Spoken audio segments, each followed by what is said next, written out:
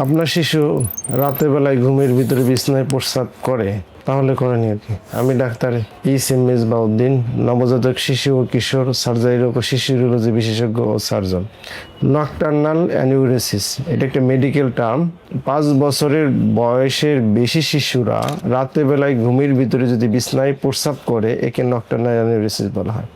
বিভিন্ন কারণে হতে পারে। সাধারণত যেসব বাবা মার আগে এই হিস্ট্রি থাকে, এই রোগ থাকে, তাদের বাচ্চাদের এই সমস্যা হওয়ার সম্ভাবনা বেশি থাকে। এছাড়াও কোনো শিশুর যদি কনস্টিপেশন মানে কোষ্ঠকাঠিন্য থাকে, প্রস্রাবে ইনফেকশন থাকে, তাহলেও এই সমস্যা হতে পারে। তাহলে সমাধান কি? প্রথমে যে কারণে হয়েছে তার সমস্যার সমাধান করতে হবে। কষা থাকলে কষার পর্যাপ্ত পরিমাণ চিকিৎসা, খাদ্য অভ্যাস পরিবর্তন করতে হবে। কারো যদি প্রস্রাবে ইনফেকশন থাকে, তাহলে প্রস্রাবে ইনফেকশনের পর্যাপ্ত পরিমাণে চিকিৎসা লাগবে।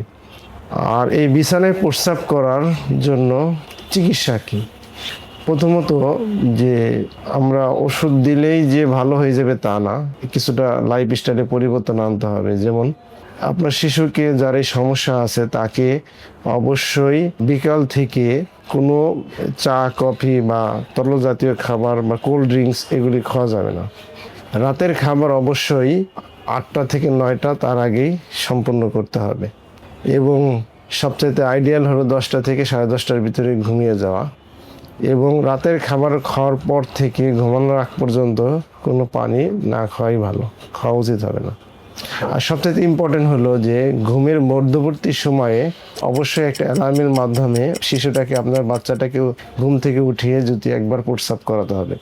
এর সাথে যদি আমরা ওষুধ, আমি কমনলি ইমিপ্রামিন, কোম্পানির নাম হলো ট্রোফানিল, আরও বিভিন্ন কোম্পানির ওষুধ আছে, এই ওষুধটা দিয়ে থাকি। এই ওষুধ সর্বোচ্চ 3 মাস পর্যন্ত দেওয়া যায়।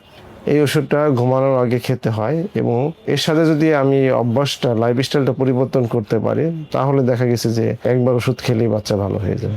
ধন্যবাদ।